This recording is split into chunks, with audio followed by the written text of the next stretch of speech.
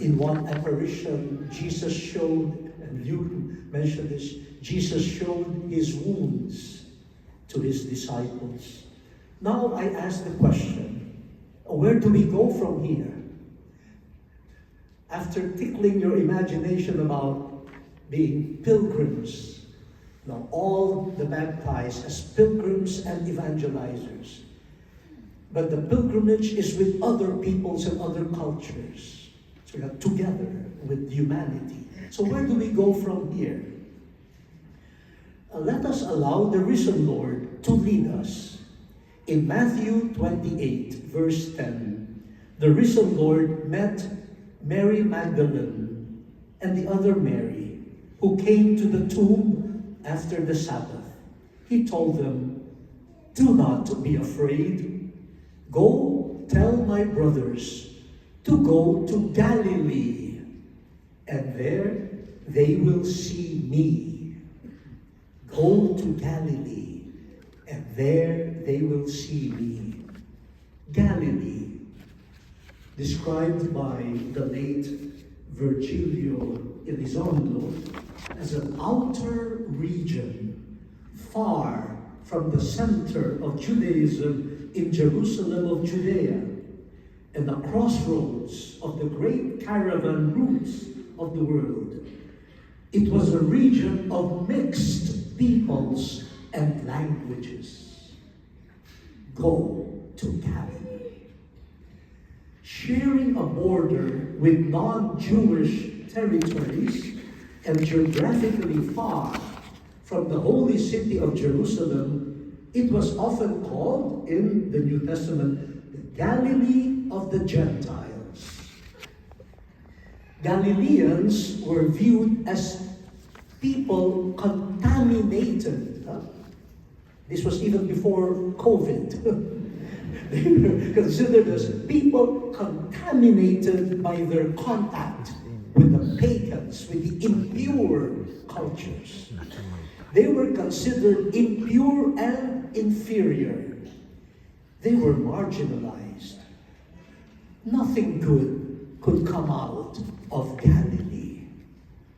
But in this impure place of impure people, of questionable racial, cultural, and religious integrity, that the crucified and risen Lord could be found.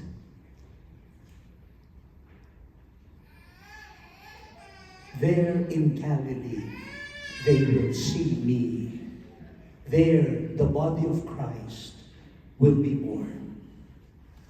So, dear friends, let us go to the Galilees of our time. The borders between belief and unbelief. The areas of differences perceived as threats to faith. The enclaves of the impure and the inferior.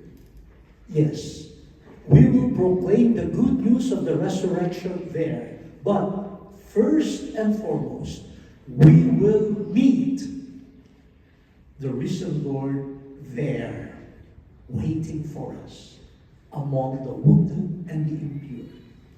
With him, and only with him, and the power of his vivifying Spirit, will the church be reborn and renewed.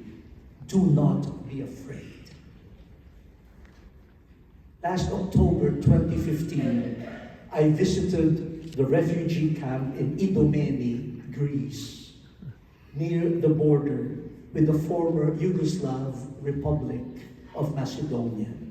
Thousands of hungry, tired, and desperate people running away from wars in Syria, Iraq, Afghanistan, Sudan, were able to carry only their clothes and the most precious to them, their families.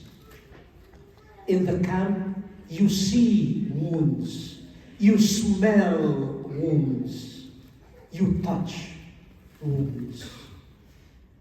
There was much anguish, but also much courage, dignity, and valiant effort to keep hope alive.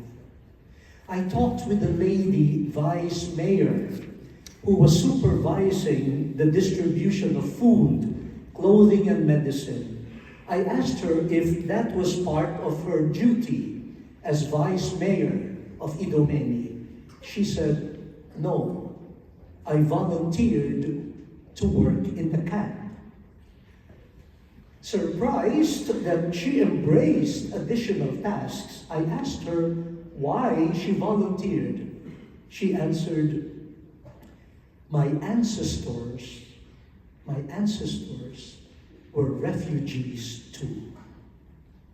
I have refugee DNA in my body. These refugees are my brothers and sisters. I cannot abandon them.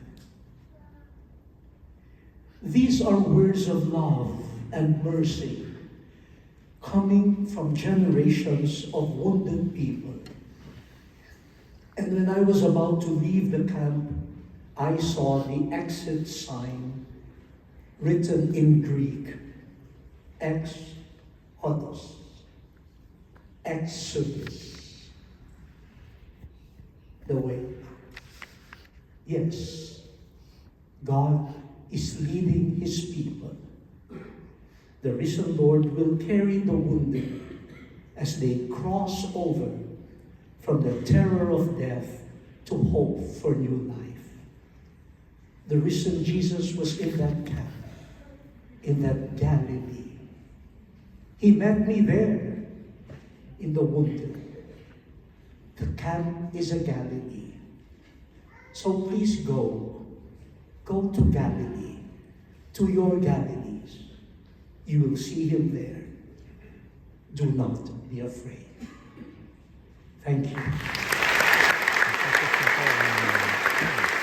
Pag-lecture ni Cardinal Luis Tagle dito po sa Malta Europe. Malta Europe. Maraming salamat po mga kababayan.